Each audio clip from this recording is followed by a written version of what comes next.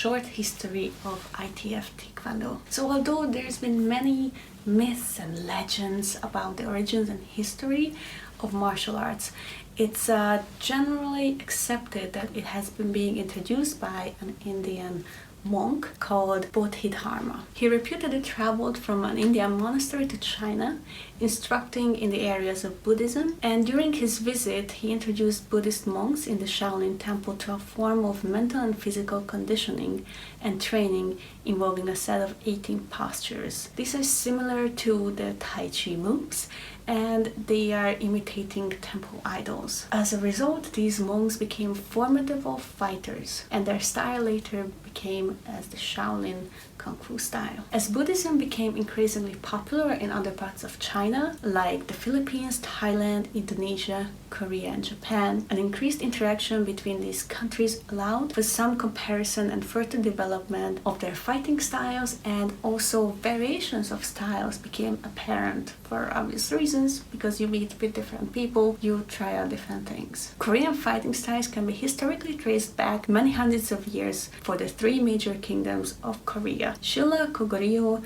and Baekje. These are all in the 6th century. These times throughout history have been rife with constant fights between the kingdoms and between the Japanese army. The survival of these kingdoms were dependent upon the development of a strong army, and for these ancient warriors, the mastery of the fighting skills was the paramount, because if they made a mistake, they died. Famous Hwarang warriors, an elite fighting corps, were formed during the Silla Dynasty. These individuals underwent the most intense training rituals, severe physical and mental conditioning, including mountain climbing, swimming in turbulent waters in freezing conditions, as well as training in fighting different styles of weapons, making sure that they know how to use a spear, a bow and arrow, sword, and everything else in between. The interesting thing is that they put a very large emphasis not just on the physical training, but on the mental and spiritual training as well. So this is not just a sport or training, but it became a martial art, because they discovered that ultimately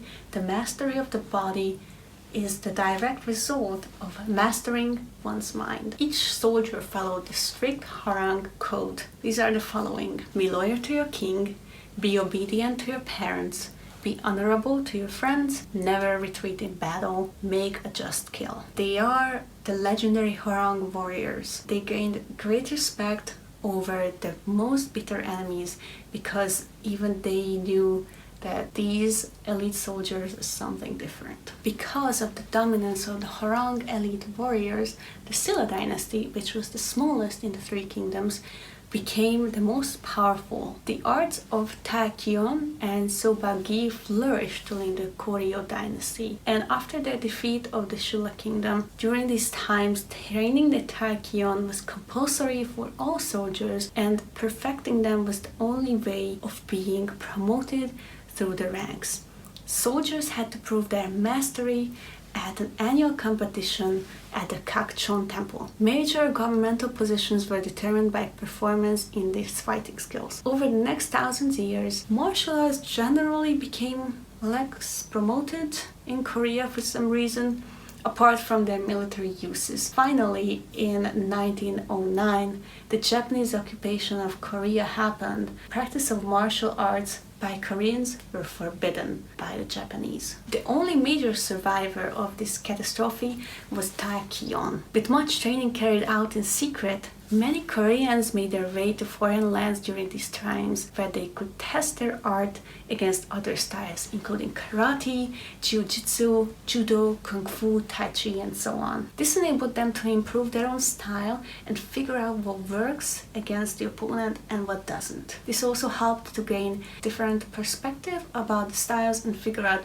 what they can use for their own advantage from those styles. In 1945, Korea was liberated from the Japanese rule, and many Koreans returned to their homeland, bringing back the martial arts knowledge gained from abroad. At this time, the Republic of Korea armed forces were formed, and this is where we meet General Choi Hong-hee, who was in a Japanese prison for a long time, and there he taught Taekkyeon to his fellow inmates who were also Korean, imprisoned by the Japanese. General Choi learned karate in Japan and he made it to black belt. After his release in 1946, back then Second Lieutenant Choi Hong-hee began teaching his unarmed combat style to these forces by the Republic of Korea. Choi was primarily responsible for the fighting technique of these soldiers, and later soldiers of most major countries adopted General Choi's teaching. The Republic of Korean armed forces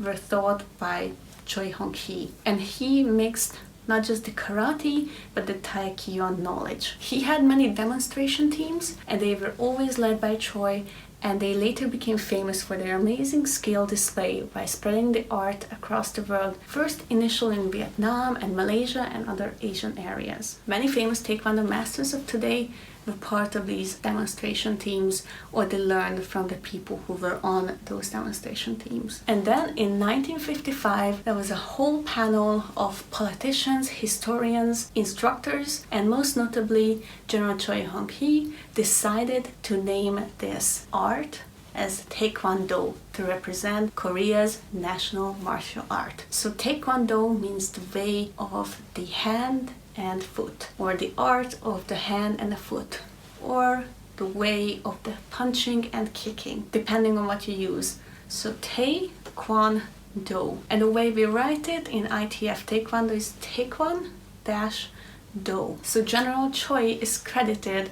for the development of Taekwondo and universally referred to as the father of Taekwondo. He not only deeply researched and developed the modern martial art, differing from any former art in terminology, techniques, systems, methods, rules, practice suits, and philosophy, on the basis of his self-confirmed theory and conviction, as well as the traditional Korean martial art Taekkyeon. Thus, Taekwondo was named on the 11th of April 1955. Since then, the martial art Taekwondo has been improved in the sophistication and effectiveness of its techniques and overall physical fitness it impacts to its practice. Thank you for watching this video. If you enjoyed it, please give me a thumbs up and don't forget to subscribe for this channel for more videos.